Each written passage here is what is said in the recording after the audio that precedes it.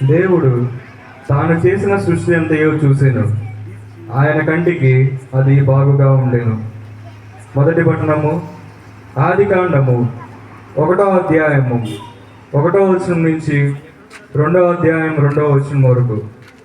మొదటి పట్టణము ఆదికాండము 1వ అధ్యాయము 1వ వచనం నుంచి 2వ అధ్యాయము 2వ వచనం వరకు.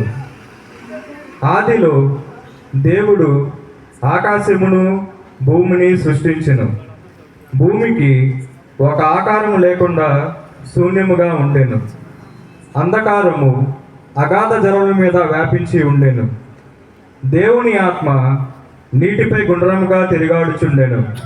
అప్పుడు వెలుగు కలుగునుగాక అని దేవుడు ఆజ్ఞాపించెను. వెంటనే వెలుగు పుట్టెను. దేవుని కంటికి అది బాగుగా ఉండెను. ఆయన చీకటి నుండి వెలుగును వేరు చేసెను.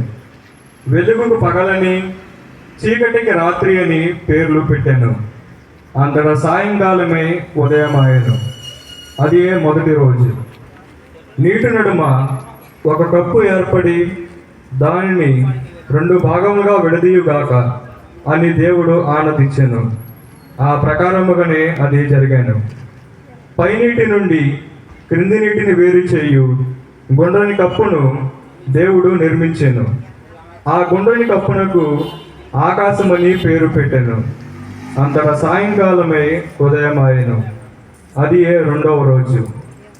ఆరిన నేల కనబడినట్లు ఆకాశం క్రిందనున్న నీరంతయు ఒక చోట నిలిచెనుగాక అని దేవుడు ఆజ్ఞాపించెను. ఆ ప్రకారముగానే అది జరిగాను. ఆరిన నేలకు భూమి అని పేరు పెట్టెను. నిలిచిన నీటికి సముద్రం అని పేరు పెట్టెను. దేవుని కంటికి అది బాగుగా ఉండెను. పచ్చిగడ్డిని, గింజలనిచ్చే మొక్కలను, విత్తములున్న పండ్లనిచ్చే చెట్లను, అన్ని రకముల వారిని భూమి మొలిపించునుగాక అని దేవుడు ఆనతిచ్చెను. ఆ ప్రకారముగానే అది జరిగాను. భూమి గడ్డిని, గింజలనిచ్చే మొక్కలను, విత్తనములున్న పండ్లనిచ్చే చెట్లను, అన్ని రకముల వారిని మొలిపించెను. దేవుని కంటికి అది బాగుగా ఉండెను. అంతటా సాయంకాలమే ఉదయమాయెను. ఇది 3వ రోజు. రాత్రి నుండి పగటిని వేరు చేయుటకు పర్వదినములను, సంవత్సరములను, ఋతువులను సూచించుటకు ఆకాశమున జ్యోతులు అవతరించునుగాక. అవి భూమికి వెలుగునిచ్చుటకు ఆకాశమున ప్రకాశించునుగాక అని దేవుడు ఆనతిచ్చెను. ఆ ప్రకారమే అది జరిగింది. దేవుడు మహాజ్యోతులను 2 సృష్టించెను. వానిలో పెద్దది పగటిని పాలించెను, చిన్నది రాత్రిని ఏలును. ఆయన నక్షత్రములు కూడా సృష్టించెను. రేయింబవలను పాలించుటకు, చీకటి నుండి వెలుగును వేరు చేయుటకు దేవుడు ఆ జ్యోతులను ఆకాశమున నిలిపెను. దేవుని కంటికి అది బాగుగా ఉండెను. అంతటా సాయంకాలమై ఉదయమాయెను. అది 4వ రోజు. జలములందు పలు రకముల ప్రాణులు పుట్టునుగాక. భూమిపై ఆకాశమున పక్షులు ఎగురునుగాక అని దేవుడు అనెను. ఆ ప్రకారముగానే జరిగెను. దేవుడు సముద్రమున మహాతిమింగములను, నీటిలో పుట్టు అన్ని తరగతుల ప్రాణులను మరియు పలు రకముల పక్షులను సృష్టించెను. దేవుని కంటికి అది బాగుగా ఉండెను.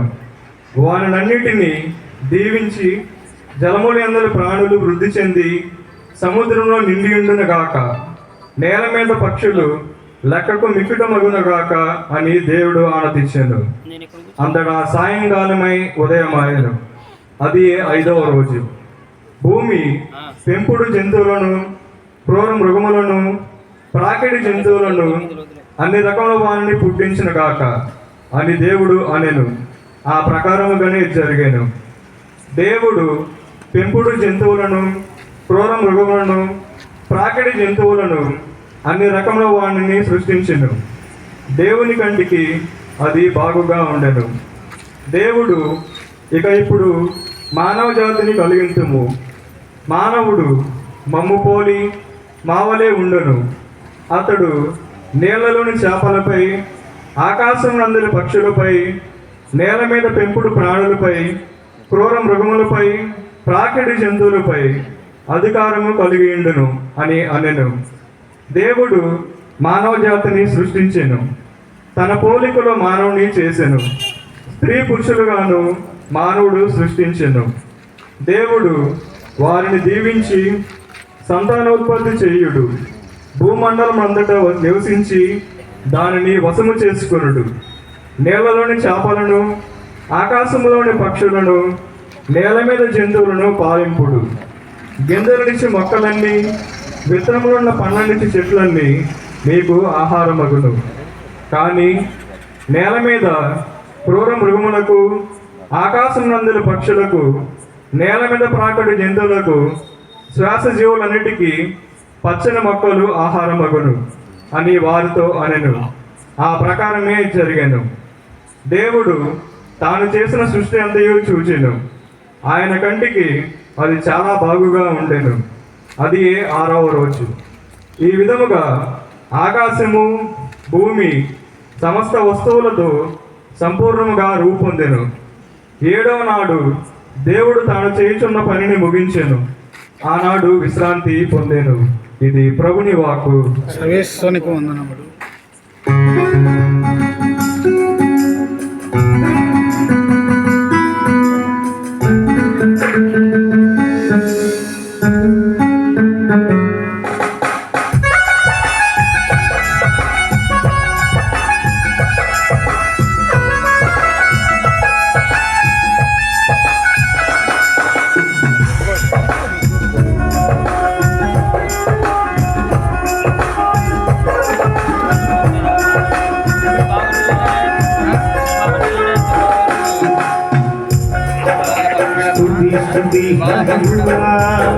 స్తుతి స్తుతి మహిమా, స్తుతి స్తుతి మహిమా, స్తుతి స్తుతి మహిమా.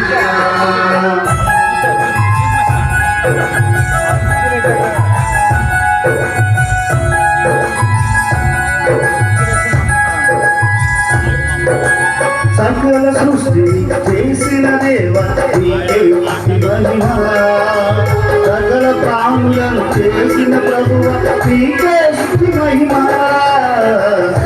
స్తుతి మహిమా, స్తుతి స్తుతి మహిమా, స్తుతి స్తుతి మహిమా, స్తుతి స్తుతి మహిమా.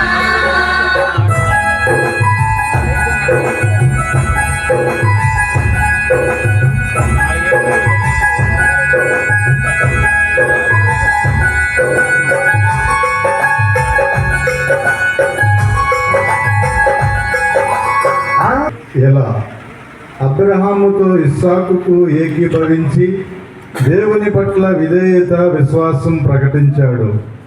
అందుమూలముగా ఇస్సాకు ప్రాణాపాయము తొలగించబడింది. క్రీస్తు తండ్రితో ఏకీభవించి ఆయన మాటకు విధేయత చూపడం వల్ల మృతిని జయించి ఉత్థానుడయ్యారు. ఈ విధంగా మనము కూడా దృఢ విశ్వాసము కలవారమై మన జీవితాలను క్రీస్తుతో సహా దేవునికి బలి చేయగలిగితే ఆయన ఉత్థానములో భాగస్థులం కాగలం.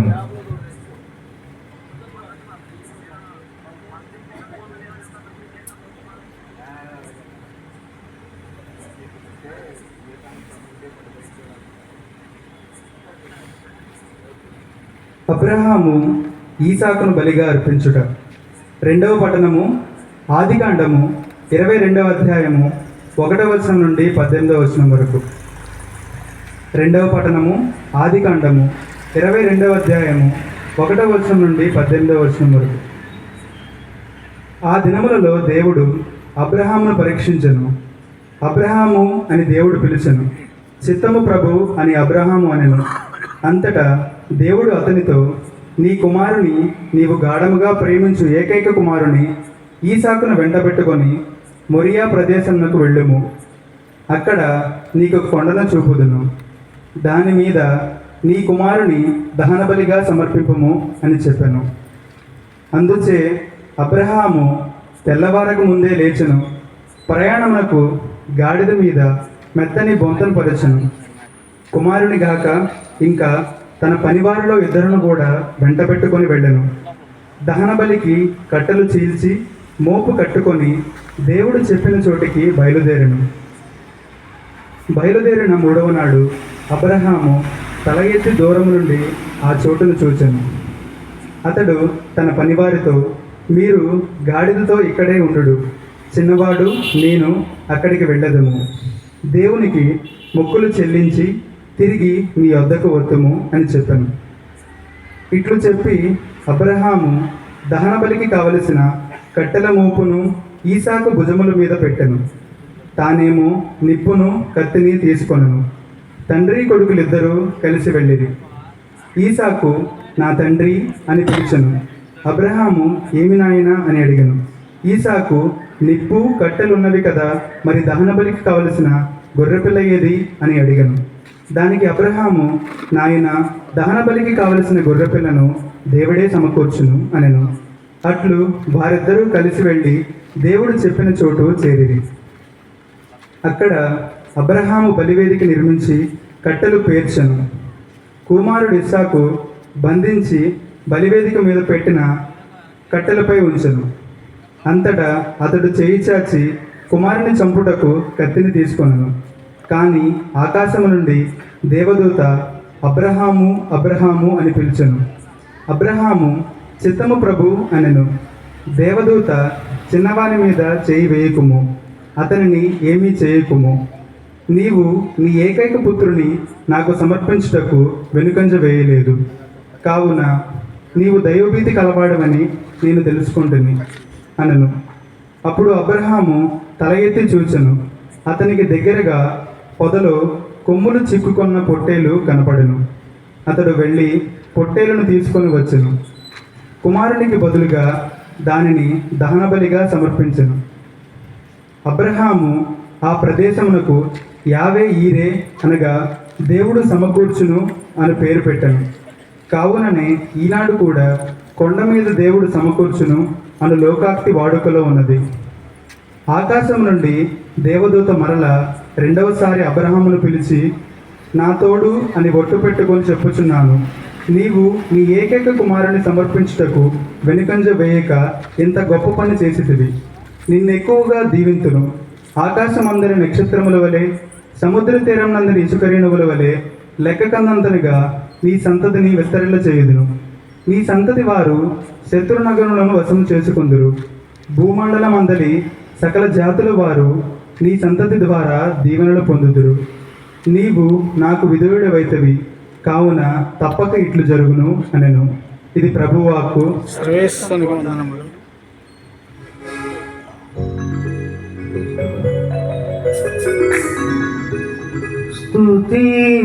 స్తుతించుదమయ్యా, కీర్తించుదమయ్యా, ఘనమైన నామా నీ పరిశుద్ధ నామం.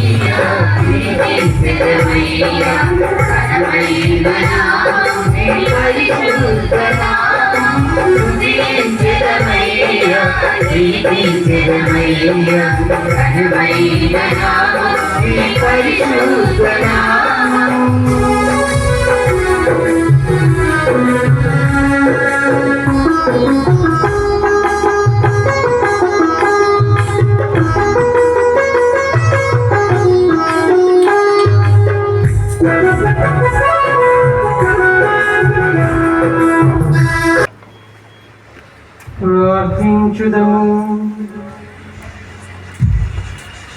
సర్వశక్తి గలవు సర్వేశ్వర, నీ విశ్వాసుల పరలోకపు తండ్రి, నీవు నీ సేవకుడు అబ్రహామును సమస్త జనులకు తండ్రిగా చేసితే అని వాగ్దానము చేసితివి. అటులనే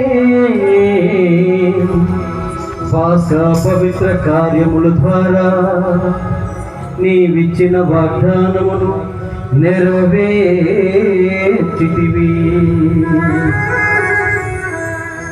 అటులనే నీవు అనుగ్రహపూరితముగా ప్రపంచ ప్రజలకు ప్రసారించు దత్తపుత్రము వరమును యోగ్యముగా స్వీకరించు భాగ్యమును మాకు దయచేయము.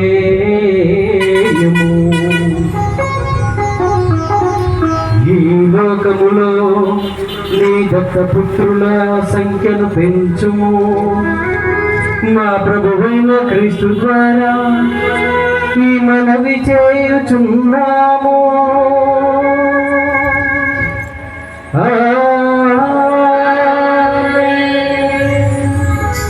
సమాధానం చెప్పండి. నోరులిప్పి ఆమెనని సమాధానం చెప్పండి. సర్వేశ్వరునికి వందనములని సమాధానం చెప్పండి. దేవుని స్తుతించి ప్రార్థన చేసే విధానం ఇది. మనం పూజలో పాల్గొన్నప్పుడు ఆమెనని చెప్పటం దేవునికి మనందరం కూడా చిత్తం. ప్రభు నీ వాక్కు ప్రకారం మాకు జరుగును గాక. అందరూ నోర్లు విప్పి సమాధానాలు చెప్పండి.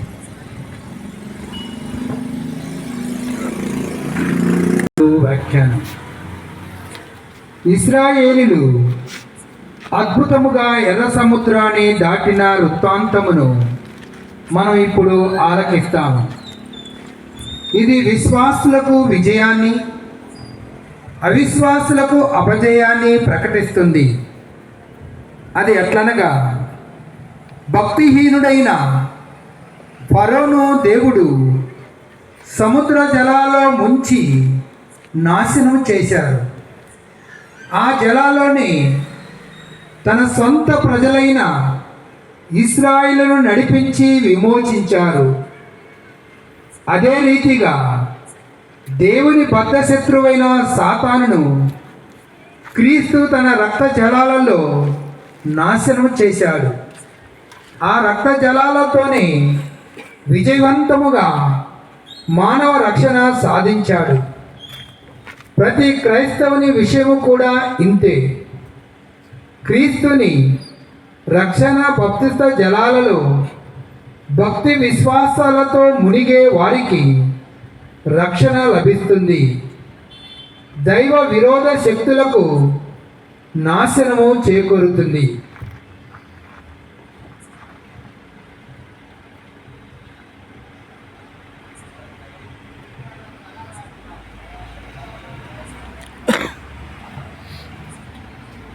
ముందునకు నడువుడు, సముద్రము నడిమ పొడినేల మీద నడిచిపోమ్మని ఇజ్రాయెల్తో చెప్పుము. 3వ పట్టణము నిర్గమాకాండము 14వ అధ్యాయము 15వ వచనం నుంచి 15వ అధ్యాయము 1వ వచనం వరకు. ఆ దినములలో యావే మోషేతో, నీవు నాకు మొరపెట్టనేలా, ముందుకు నడువుడని ఇజ్రాయేలుతో చెప్పుము. నీ కర్రలు ఎత్తుము, సముద్రము మీదకి చేతిని చాపుము, దానిని పాయలుగా చేయుము. ఇజ్రాయేలు సముద్రము నడుమ పొడినేల మీద నడిచిపోయెదరు. ఇక నేనందున ఐగుప్తు దేశీయులను కఠినాత్ములుగా చేయుదును. అందుచే వారు ఇజ్రాయేళ్లను తరుముదురు. ఫరో రాజును అతని రథబలమును, అశ్వబలమును, కాల్బలమును చికాకు పరిచి మహిమ తెచ్చుకొందును. ఫరో రాజును అతని రథములను, అశ్వములను, సైన్యములను నాశనము చేసి మహిమ పొందినప్పుడే ఐగుప్తు దేశీయులు నన్ను యావేగా గుర్తింతురు అని చెప్పెను. అప్పుడు ఇజ్రాయేళ్ల బలగమునకు ముందు నడుచుచున్న యావే దూత వారి వెనుకకు వచ్చి చేరెను. వారి ముందున్న మేఘస్తంభము కూడా వెనుకకు వచ్చి నిలిచెను. మేఘస్తంభము ఐగుప్తు దేశీయులకు ఇజ్రాయేళ్లకు నడుమ ఉండెను. మేఘము వలన చీకటి క్రమ్మెను. అది ఇజ్రాయేలులకు వెలుగును, ఐగుప్తీయులకు చీకటిని కల్పించెను. ఐగుప్తు దేశీయులు ఇజ్రాయేలులు తలపడకుండగానే ఆ రాత్రి అంతయు గడిచిపోయెను. మోషే సముద్రం మీదకి చేతిని చాచెను. యావే రాత్రి అంతా తూర్పు గాలి తోలించి సముద్రము వెనుకకు చుట్టుకొని పోవునట్లు చేసెను. సముద్ర గర్భము ఆరిపోవునట్లు చేసెను. నీరు పాయలయ్యెను. ఇశ్రాయేలులు పొడి నేల మీదని సముద్ర గర్భమున ప్రవేశించిరి. వారికి కుడివైపున ఎడమ వైపున నీరు గోడవలే నిలిచిపోయినది. ఐగుప్తు దేశీయులు ఇశ్రాయేలులను తరిమిరి.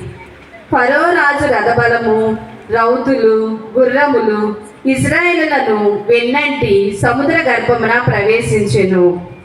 యావే వేకువజామున మేఘస్తంభము నుండి అగ్ని స్తంభము నుండి ఐగుప్తు దేశపు సైన్యము వైపు పారజూచెను. ఆ బలగమును గగ్గోలు పడినట్లు చేసెను. ఆయన చక్రములను ఊడిపడినట్లు చేయగా వారి రథములు ముందుకు కష్టముగా కదిలినవి. ఇశ్రాయేలులను వదిలి పారిపోవదము రండు, యావే వారికి తోడుగా నిలిచి మనతో పోరాడుచున్నాడు అని ఐగుప్తీయులు అనుకొనిరి. అప్పుడే యావే మోషేతో, సముద్రం మీదకి నీ చేతిని చాపుము. సముద్రము ఐగుప్తీయుల రథబలము మీద, రౌతుల మీద తిరిగి పారునని చెప్పెను. మోషే సముద్రము మీదకి చేతిని చాచెను. ప్రొద్దుపడుచు చిన్నప్పటికీ సముద్ర జలము యథాస్థలములకు మరలి వచ్చెను. దానిని చూచి ఐగుప్తు దేశీయులు పారిపోజొచ్చిరి. యావే ఐగుప్తు దేశీయులను సముద్రము మధ్యన పడద్రోసెను. ఇశ్రాయేలులను వెంటాడుచు సముద్రమున ప్రవేశించిన ఫరో సర్వసైన్యమునందరి రథములను, రౌతులను తిరిగి వచ్చిన నీరు నిలువున ముంచివేసెను. ఫరో సైన్యములో ఒక్క పురుగు కూడా బ్రతకలేదు. కానీ ఇశ్రాయేలు మాత్రము సముద్రంలో పొడి నేల మీద ముందుకు సాగిపోయిరి. వారికి కుడివైపున ఎడమ వైపున నీరు గోడవలే నిలిచినది. ఆనాడు యావే ఐగుప్తు దేశీయుల బారిన పడకుండా ఇశ్రాయేలులను కాపాడెను. ఇశ్రాయేలులు సముద్ర తీరము మీద ఐగుప్తు దేశీయుల శవములను చూచిరి. ఐగుప్తు దేశీయులకు వ్యతిరేకముగా యావే వనర్చిన ఆ మహాకార్యమును ఇశ్రాయేలులు కన్నులారా చూచిరి. వారు యావేకు భయపడిరి. యావేను ఆయన దాసుడకు మోషేను నమ్మిరి. అప్పుడు మోషే ఇశ్రాయేలులు యావే పేరట ఈ గీతము పాడిరి. యావేను గూర్చి గానము చేయదము. ప్రభు మహా విజయమును సాధించెను. ఆయన గుర్రములను, రౌతులను సముద్రమున కూలద్రోసెను. ఇది ప్రభువు వాక్కు. సర్వేశ్వరునికి వందనములు.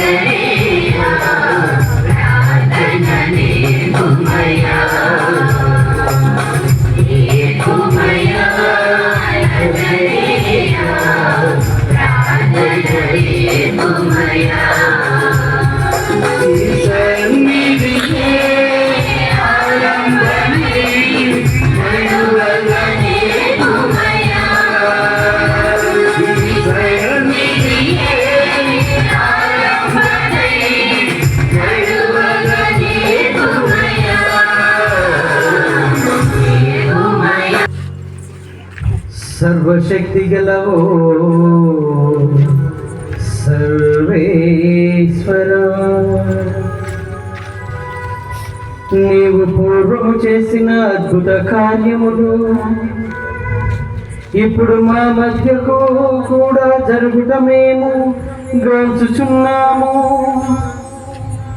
నీ బహుబలమును ప్రదర్శించి హింసల నుండి ఇశ్రాయేల ప్రజలను రక్షించితివి.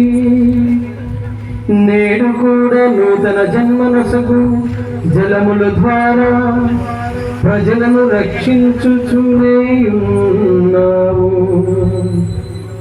ఏ విధముగా సకల జాతి జనులను నీ అనుగ్రహ సహాయముతో అబ్రహాము సంతతి వారై నీవు ఎన్నుకొని ఇశ్రాయేలు ప్రజలు వారసత్వపు వరమును సంపూర్ణముగా పొందగలుగుదుముగాక. నీతో కలిసి పవిత్రాత్మతో సహా యుగ యుగములు జీవించుచు పరిపాలించు మా నాథుడైన క్రీస్తు ద్వారా ఈ మనవి చేయుచున్నాము.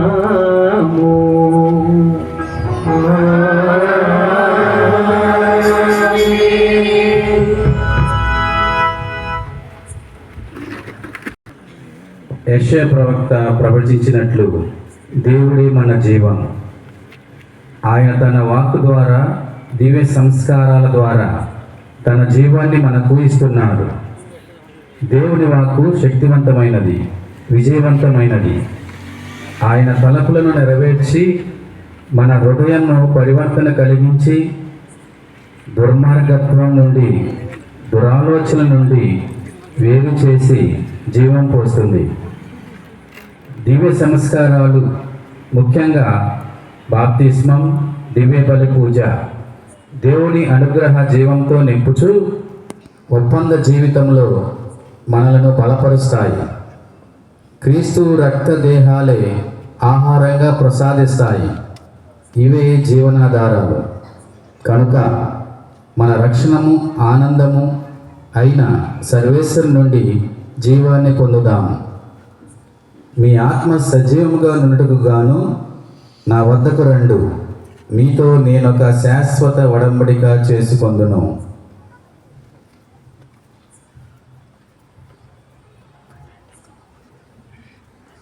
యెషయా గ్రంథము 55వ అధ్యాయము 1వ వచనం నుంచి 11వ వచనం వరకు. యెషయా గ్రంథము 55వ అధ్యాయము 1వ వచనం నుంచి 11వ వచనం వరకు. ప్రభువు ఇట్లు పలుకుచున్నాడు, దప్పిక కొనిన వారెల్లరూ నీటి చెంతకు రండు. ధనము లేని వారు వచ్చి ధాన్యము కొని ఆరగింపుడు. రండు, ధనమీయకయే ద్రాక్షారసమును పాలను కొనుడు. ఆకలి తీర్పచాలని రొట్టె మీద మీ ధనమును వెచ్చింపనేలా, మీకు తృప్తి కలిగింపని దానిపై మీ వేతనమును ఖర్చు చేయనేలా మీరు నా మాట వినుడు.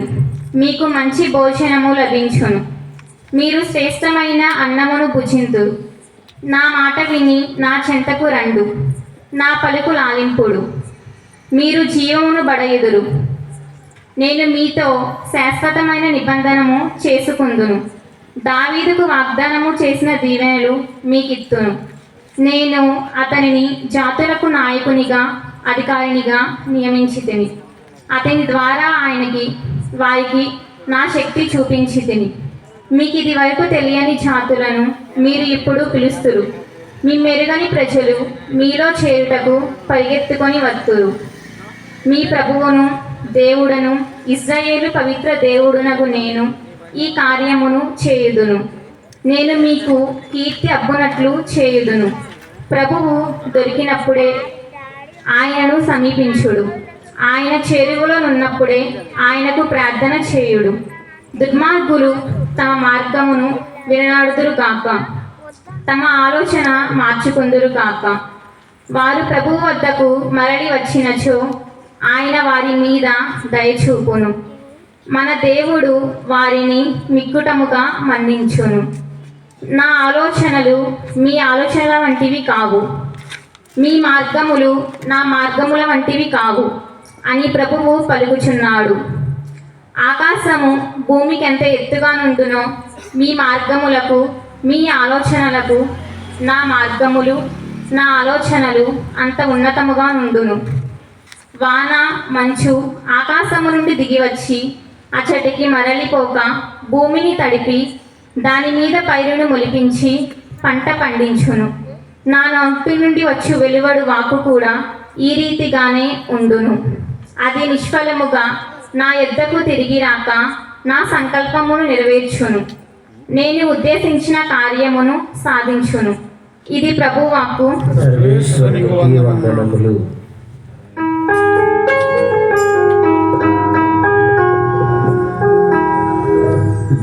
జీవనదిని హృదయములో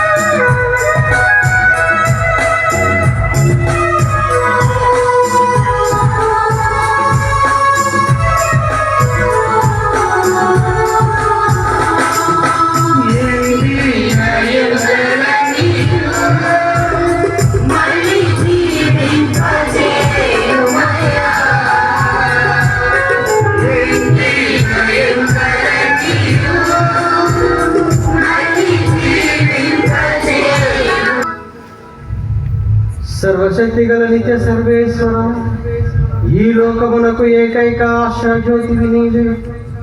ఈ రాత్రి మేము కొనియాడుచున్న పరమ రహస్యములను నీవు ప్రవక్తల బోధనల ద్వారా ముందుగానే వెల్లడించితివి.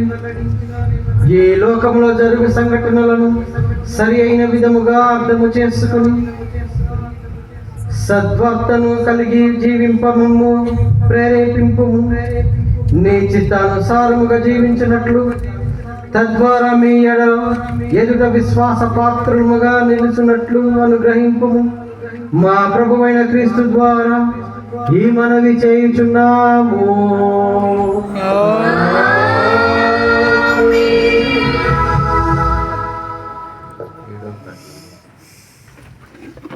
క్రొత్త హృదయము, క్రొత్త ఆత్మ.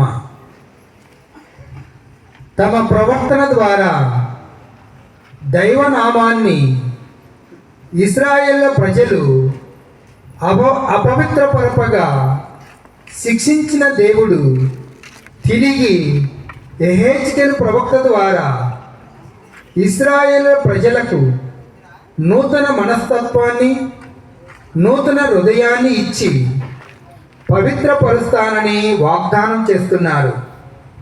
అలాగే నేడు కూడా ప్రజలందరినీ పవిత్రమనర్చడానికి క్రీస్తునందు క్రొత్త ప్రణాళికను ప్రవేశపెట్టి బాప్తిసపు జలాలతో వారి మాలిన్యాన్ని కడిగి భద్రమైన అభ్యంగము ద్వారా పవిత్రాత్మను ప్రసాదించి క్రొత్త హృదయాన్ని, క్రొత్త ఆత్మను వసగి స్త్రీ సభలోకి చేరుస్తారు.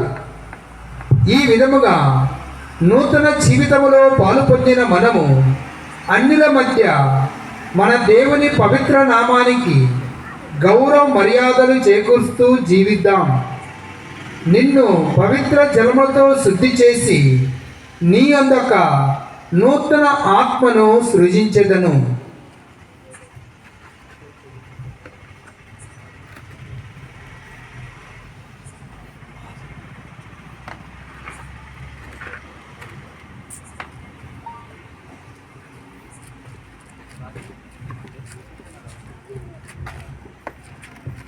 నేను మీపై శుభ్రమైన జలమును చల్లుదును, మీకు నూతన హృదయమును దయచేయుదును. యెహెజ్కేలు గ్రంథము 36వ అధ్యాయము 16వ వచనము నుండి 28వ వచనం వరకు. యెహెజ్కేలు గ్రంథము 36వ అధ్యాయము 16వ వచనం నుండి 28వ వచనం వరకు. ప్రభువు వాణి నాతో ఇట్లనెను, నరపుత్రుడా, ఇజ్రాయేలీలు తమ దేశమున వసించినప్పుడు వారు తమ ప్రవర్తన ద్వారా క్రియల ద్వారా ఆ నేలను మలినము చేసితిరి. నా దృష్టిలో వారి ప్రవర్తన ముట్టుట వల్ల అపవిత్రమైనది. వారు ఆ దేశమున హత్యలు చేసిరి. విగ్రహముల ద్వారా ఆ నేలను మలినము చేసిరి. కావున నేను నా ఆగ్రహమును వారిపై కుమ్మరించితిని. వారి ప్రవర్తనకు క్రియలకు వారిని దండించితిని.